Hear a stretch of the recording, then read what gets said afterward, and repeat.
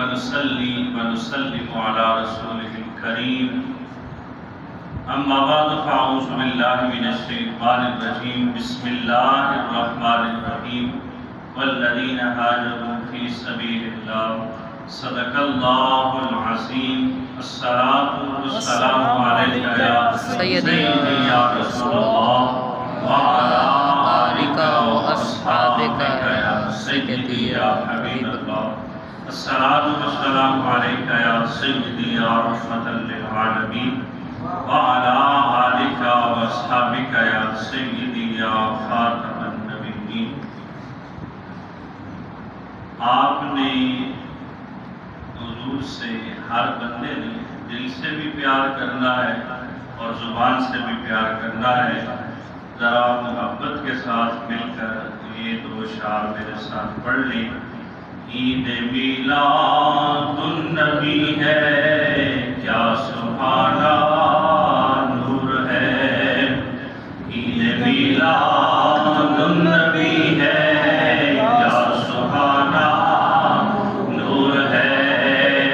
عید میلاد النبی ہے کیا سبحانہ نور ہے. آ گیا وہ نور والا جس کا سارا نور ہے.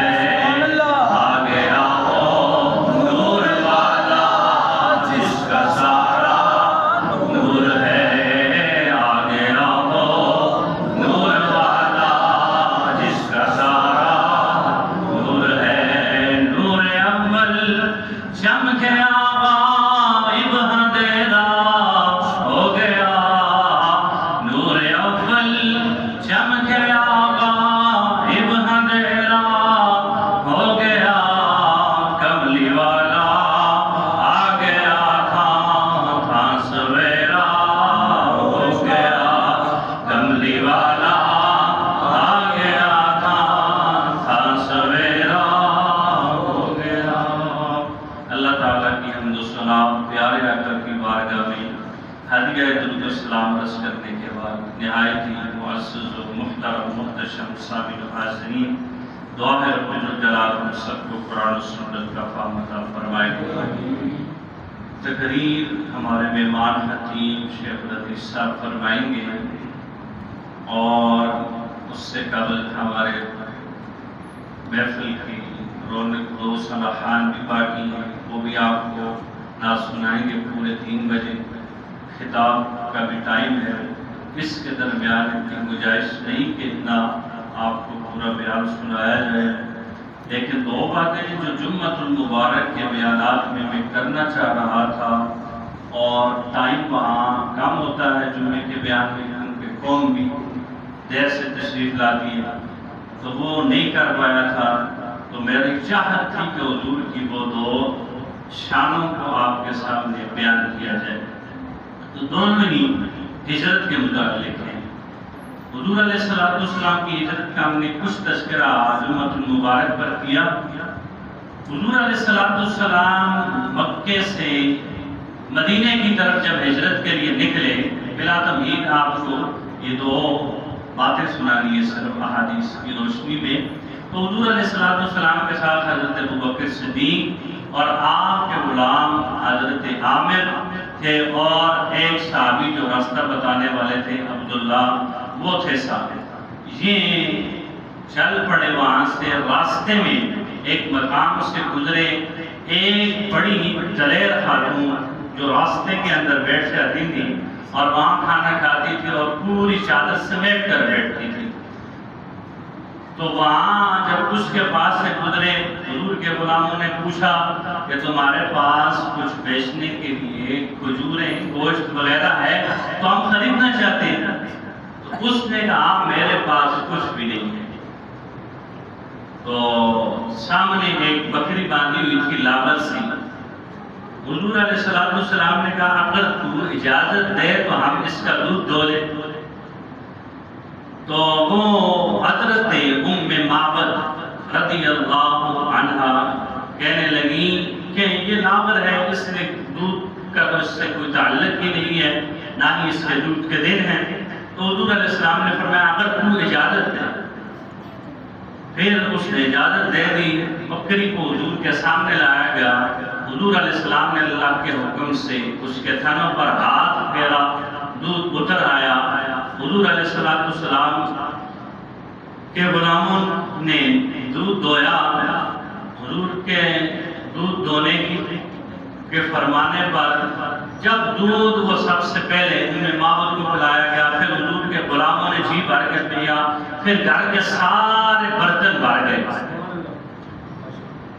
تو جب حضور علیہ السلام اور ان کے ساتھی وہاں سے چل دیے، واپس جب اس کے شوہر آئے ابو معبد، وہ یہ کہنے لگے، یہ مستدرک علی الصحیحین کے اندر 4374 نمبر ہے۔ جب ان کے شوہر آئے، پوچھا کہ یہ دودھ کیسا ہے، یہ دودھ کیسا ہے؟ بکریاں ان کے پاس چند لاغر بکریاں تھیں، ان کو چرانے کے لیے گئے ہوئے، یہ دودھ کیسا ہے، یہ کہاں سے آ گیا؟ تو ان کو یہ بتایا گیا، یہ جو دودھ ہے یہ ایک برکت والی شخصیت یہاں سے گزری ہے، اس کی وساطت سے رب ذوالجلال نے ہمیں عطا فرمایا۔ تو کہنے اس کے شوہر نے کہا، ذرا مجھے ان کا حلیہ تو بتائیں، وہ کیسی شخصیت تھی، اور اگر ہم اس کو پورے کا پورا ترجمہ کریں تو اس کے اندر اتنی وقت کے اندر گنجائش نہیں، لیکن جس نے ایک نظر حضور کا چہرہ دیکھا تو اس نے اتنا کمال کا حضور کا حلیہ بیان کیا، جلیل القدر صحابہ نے بھی بیان کیا، لیکن اس مائی کا اپنا ہی ایک انداز تھا۔ کہتی ہیں حضور علیہ السلام اتنے خوبصورت تھے کہ آپ کے ابرو بڑے ہوئے تھے۔ جس انداز میں اس نے بیان کیا وہ بڑا نشان انداز تھا۔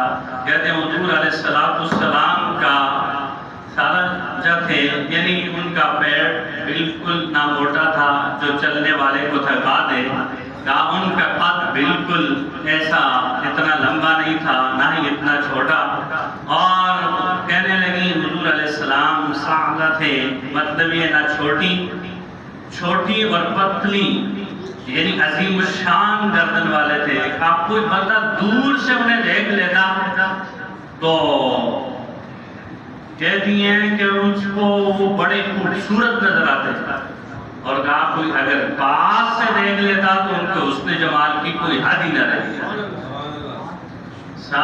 کہنے لگی ام معبد کہ جب باتیں کرتے تھے ایسے لگتا تھا خوشبو کی جو عطر کی ڈبیا ہے اس میں سے خوشبو نکل رہی ہے، اس قدر آپ کی پیاری باتیں تھیں، اور کوئی لفظ بات نہیں تھی، نہ کوئی ایسی بات جو بندہ سننا نہ چاہے، اور نہ ہی کوئی ایسی بات جو بندے کو تھکا دے۔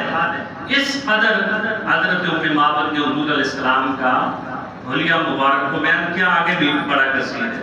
اور دوسری بات جو آپ کے گوش گزار کرنی تھی وہ یہ تھی کہ حضور علیہ السلام جب مدینہ میں تشریف لے آئے، حضرت ابو ایوب انصاری رضی اللہ تعالیٰ عنہ کے گھر کے سامنے حضور کی اونٹنی تشریف فرما ہوئی۔ بخاری کے اندر حدیث ہے، اس کی شرح میں علامہ بدر الدین عینی نے لکھا کہ ایک بندہ وہاں سے اونٹنی کو اٹھانا چاہ رہا تھا، تو حضرت ابو ایوب انصاری نے کہا میرے پاس اگر دین کی رکاب نہ ہوتی، دین کی میرے اوپر گرفت نہ ہوتی تو میں تلوار سے سر اڑا دیتا، جب رب نے میرے گھر کے سامنے بٹھائی ہے تم کون ہوتے اٹھانے والے۔ تو حضرت ابو ایوب انصاری، اس کو سیرت نگاروں نے لکھا کہ وہاں ہی اونٹنی کیوں بیٹھی؟ ایک پہلے بادشاہ گزرا 1000 سال پہلے حضور کی پیدائش سے، وہ یمن کا بادشاہ تھا، یمن کے بادشاہوں کو تبا کہتے ہیں۔ جب وہ وہاں سے گزرا تو حضور علیہ السلام کی جو جگہ تھی جہاں حضور نے جائے ہجرت کرنی تھی وہاں تک پہنچے، مدینہ کے پاس سے جب گزر رہے تھے تو وہاں کچھ دیر ٹھہرے، تو اس بادشاہ کے ساتھ 400 علماء تھے۔ پہلے بادشاہ ایسے ہوتے تھے کہ وہ علماء سے مشورے کرتے تھے، تو دین کے لحاظ سے ایک اچھا نظام حکومت چلاتی تھی۔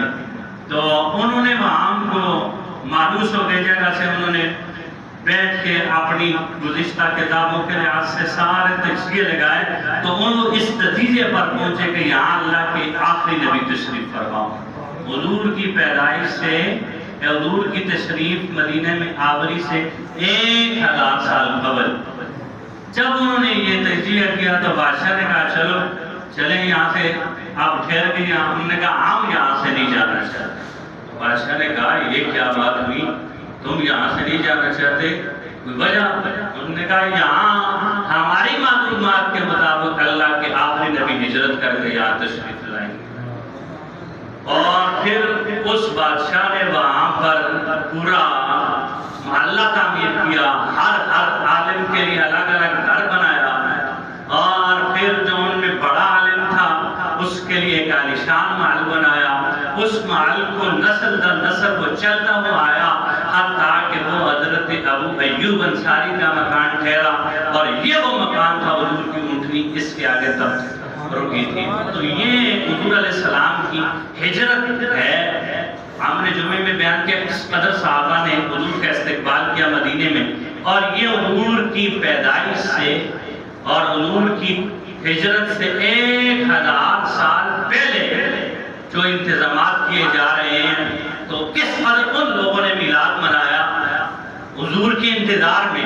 ہم تو حضور کے امتی ہیں, بغیر مانگے رب نے ہمیں حضور کا امتی بنایا ہے, تو ہمیں تو ہاتھوں سے آگے نکل کر لیکن شریعت کے دائرے میں رہ کر حضور کی آمد کے ہم جتنی خوشی کریں, جتنا حضور کا میلاد منائیں, ہم پھر بھی رب کا شکر ادا نہیں کر سکتے کہ اس نے ہمیں اپنے سب سے افضل محبوب کا امتی بنایا ہے. اللہ تعالیٰ کی بارگاہ میں دعا ہے عمل کی توفیق عطا فرمائے.